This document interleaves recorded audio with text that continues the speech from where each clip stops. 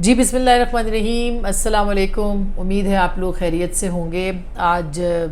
دو بڑی اہم خبریں جس کے اوپر بات ہوگی، ایک سپریم کورٹ سے متعلق ہے اور ایک جو اتحادی جماعتوں کے سربراہان کا اجلاس ہوا ہے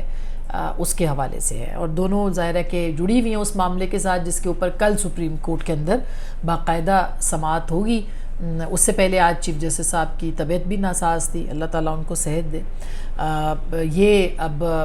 ظاہر ہے کہ آج جو فیصلہ انہوں نے کیا، جو بھی ان کی آج ہیئرنگز تھیں وہ انہوں نے کینسل کی، منسوخ کی، ڈی لسٹ کر دیے انہوں نے اپنے سارے مقدمات جو تھے جو ان کو سننے تھے۔ کل جو معاملہ ہے اس کے اوپر بھی یہ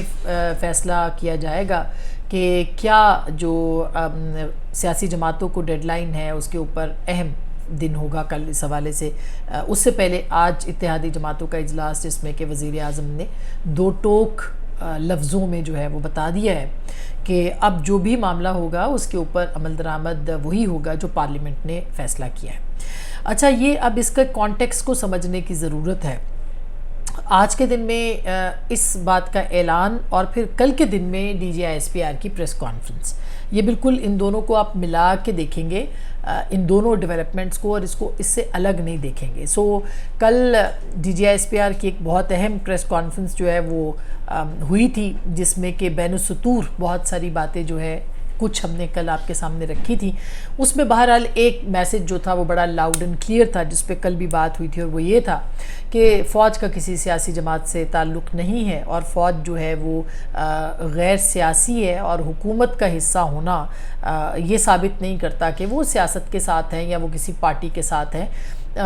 اور ہم جو ہے ایک نیوٹرل، یعنی ان کا جو کردار ہے وہ ساتھ رہے گا۔ کسی بھی جگہ کے اوپر جو ہے وہ D G I S P R کی جو گفتگو تھی اس میں جھول نہیں آیا، تاثر نہیں ملا۔ اس اعتبار سے ہم یہ کہہ سکتے ہیں کہ کافی ایک ایکسپریشن لیس قسم کی یہ پریس کانفرنس تھی، مگر اس میں ایک اظہار تھا، اور بقول مجھے یاد آ گئے آصف غفور، جنرل آصف غفور کہا کرتے تھے کہ جی وہ خاموشی کی بھی ایک زبان ہوتی ہے۔ تو اس وقت ان کی خاموشی کی زبان اور تھی، اور اب جو خاموشی کی زبان ہے وہ اور ہے، اور وہ یہ ہے کہ آپ جو ہے وہ اس وقت جو ڈیموکریٹک پروسیس ہے، جو پولیٹیکل پارٹیز اس وقت ہیں یا جو حکومت ہے، وہ جو بھی فیصلہ کرے گی، اور وہ الیکشنز کے حوالے سے تھا اس پہ انہوں نے ان کے اوپر ڈال دیا، تو پورا یعنی کہ ایک وہی کردار جو کہ کسی بھی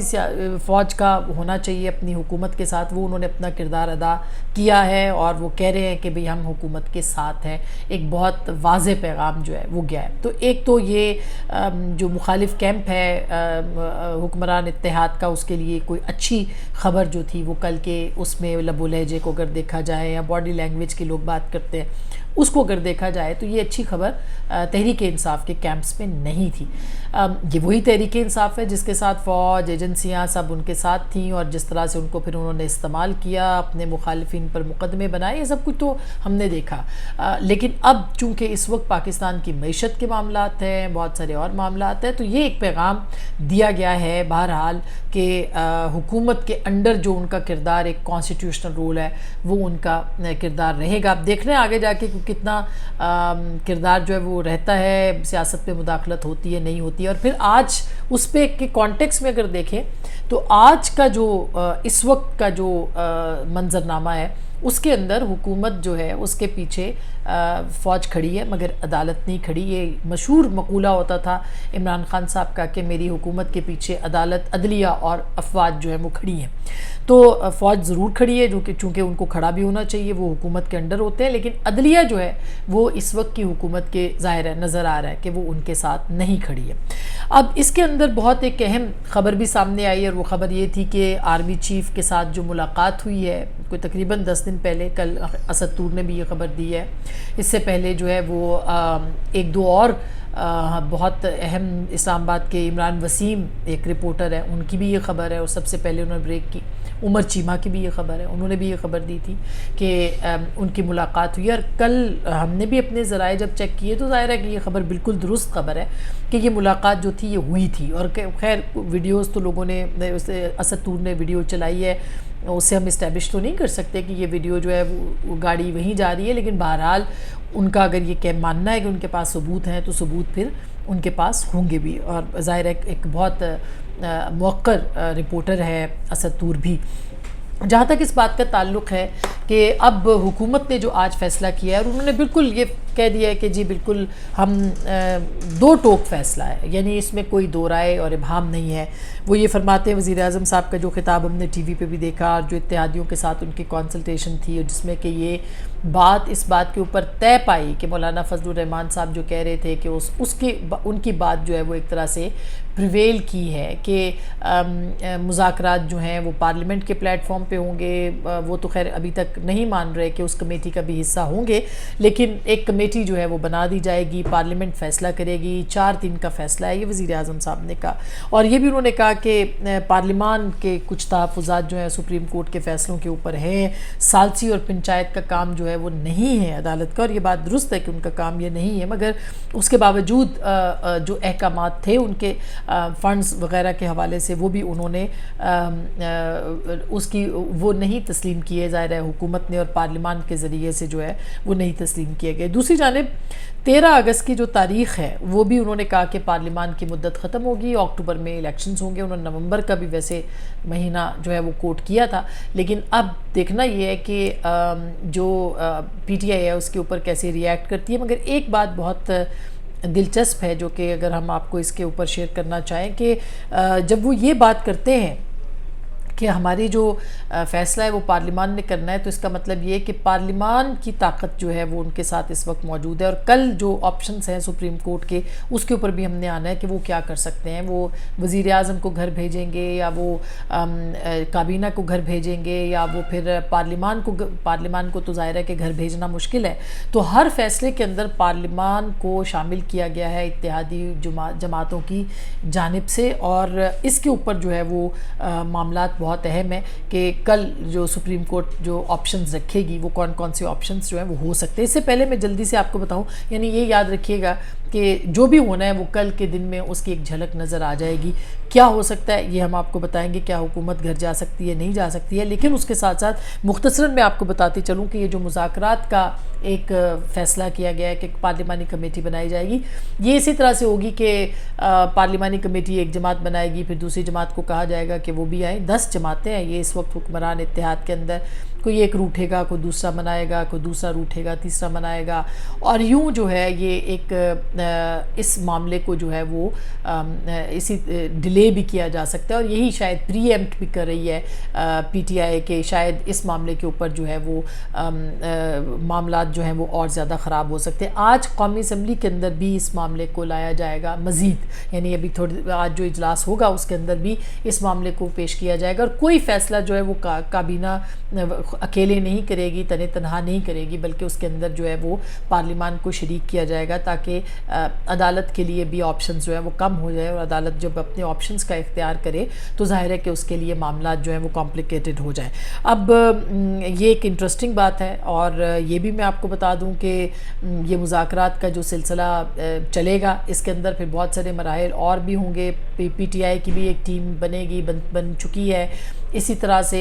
دوسری طرف بھی بن چکی ہے، اور آخری فیصلہ یہ ہوا تھا کہ مذاکرات کی دعوت دی جائے، جو کہ حکومت نے آلموسٹ آج وزیر اعظم نے مذاکرات کی دعوت دے دی ہے کہ ہم مذاکرات کے لیے تیار ہیں، اور ظاہر ہے کہ اس کے بعد جو ہے وہ آپشنز کھلے رکھے جائیں گے، اور یہ پیغام بھی پہنچ گیا ہے۔ اب آج ایک اور بڑی انٹرسٹنگ ڈیولپمنٹ ہوئی ہے بائی دی وے، اور وہ ہے کہ پارلیمنٹ جو کراچی کے لوگ تھے، سندھ ہائی کورٹ نے ان کو جو کراچی کے ایم این ایز تھے تحریک انصاف کے، ان کو آنے کی اجازت دے دی، اور وہ آج جو ہے وہ پارلیمنٹ پہنچ گئے۔ اسپیکر صاحب نے ان کو روک دیا، اور اسپیکر صاحب نے کہا کہ جی آپ نہیں آ سکتے کیونکہ آپ نے تو استعفے دیے ہیں اور تصدیق بھی کی ہے، تو اب آپ اس کے بعد نہیں آ سکتے، اور کانسٹیٹیوشنل جو ایکسپرٹس تھے ان کے کہنے کے اوپر جو ہے وہ فیصلہ جو ہے وہ انہوں نے وہ کیا ہے۔ ابھی یہ بھی آج جو بڑی اہم خبر آئی ہے کہ استحقاق کمیٹی جو ہے پارلیمنٹ کی، اس کے اندر بھی کچھ معاملات جو ہیں وہ 3 اہم شخصیات کو جو ہے وہ بلایا جا سکتا ہے، اور یہ جو 3 اہم شخصیات ہیں استحقاق کمیٹی میں وہ کون ہو سکتی ہیں؟ عدالت سے بھی ہو سکتی ہیں، اس وقت 3 رکنی بینچ بھی چل رہا ہے، اس کے اوپر بھی بات ہو سکتی ہے، وہ لوگ بھی آ سکتے ہیں سامنے، اور اگر اس طرح کی کوئی صورتحال آتی ہے تو استحقاق کمیٹی کے سامنے ظاہر ہے کہ جو عدلیہ کے لوگ ہیں وہ تو نہیں پیش ہو سکتے یا نہیں ہوتے پیش، لیکن ایک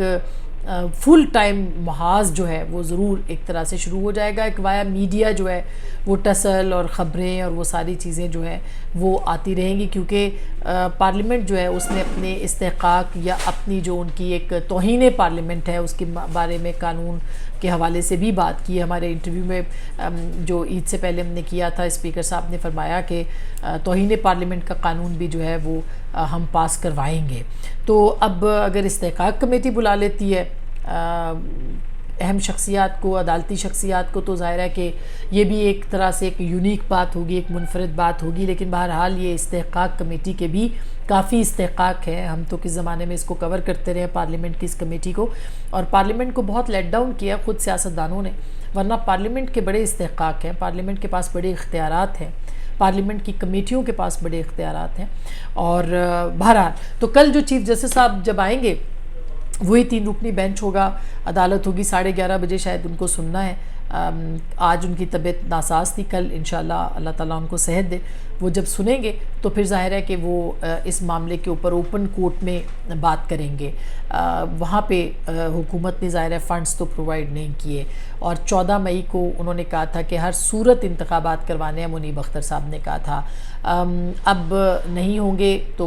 کل دیکھنا ہے کہ عدالت کیا کرتی ہے. ایک تو وزیر اعظم کو ظاہر ہے کہ گھر بھیجنے کا آپشن ان کے پاس ہے, توہین عدالت وہ لگا سکتے ہیں. دوسرا ان کے پاس کابینہ کو بھی رخصت کرنے کا آپشن ہے. اور اس معاملے کے اوپر میں آپ کو بتاؤں کہ کچھ دن پہلے میرے ایک بڑے